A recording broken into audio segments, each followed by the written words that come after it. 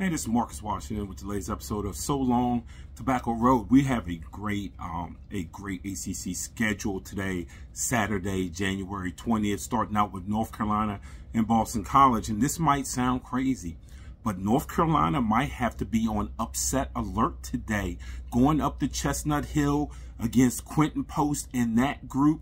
This is one of these games where Carolina has to be very, very careful. They have played probably better than any team in the ACC up to this point. They have won 7 in a row, including, giving away a big lead against Louisville before beating them by 16. And this is sandwiched between an important game. They head to BC, and then they come back home where they're going to be facing a tough Wake Forest team. Sometimes BC is easy to overlook, and they're the team in the ACC that you might overlook, that should never be overlooked, especially when they're playing at home. They can score. They average 78 points a game. Claudell Harris Jr. is a very good three-point shooter, and we talked about Quinton Post inside. He is going to be there battling the Armando Bacot just the entire game. So Bacot, this is one of these games where Bacot, even though he's away from home, he has to be motivated to understand what this game and what this matchup is going to be about, because I think even BC sees that this might be an opportunity for them. North Carolina State has a home date with Virginia Tech today. Tech coming off that tough loss to UVA. I thought the score is closer than the actual game, to be frank with you. I thought that UVA gave back a little bit to make the game look closer than what it was. But the Hokies are going to have to put together against a tough NC State team. If you follow me, especially on YouTube, you saw that I spoke about Keats earlier and their big win where they had to come back win and wait when Keats gets tossed out in the first half. And now we're going to see some maturity from NC State. Can they be mature to come off such an emotional win, and come back at home against a Virginia Tech team, again, similar to the North Carolina situation, that you cannot overlook?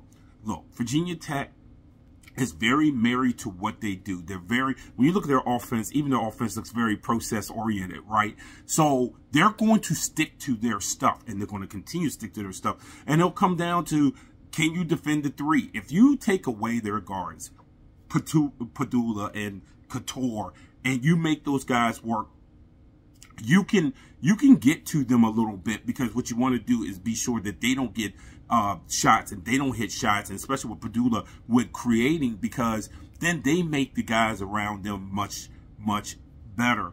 But for the Wolfpack, they're going to throw it into DJ Burns, maybe a little too much. But, do you get the same performance from Middlebrooks that you got against Wake Forest? Again, that's a maturity issue. He played well. DR played well in those games. So my thing is that let's see if DJ Horn gets off early in that game, and then Burns. And then let's see if these guys follow suit after that. That'll tell a lot. But this is definitely a maturity spot for the Wolfpack, and to see where Keats really truly where Keats has this team. Next up here, as my computer always wants to act up whenever I get on here, Virginia and Georgia Tech. Let me tell you, UVA is in a spot, and unless you cover them really, really close, and unless you're paying attention, they broke a 2-game losing streak with the win over Virginia Tech. I'm telling you now, UVA is about to bust out. And they go to Georgia Tech today. This is a perfect opportunity for them to get a road win, something they have struggled with. Let's be honest, something that they have struggled with. This is a great opportunity to get a road win, and I'll tell you why. Georgia Tech is the perfect matchup for UVA.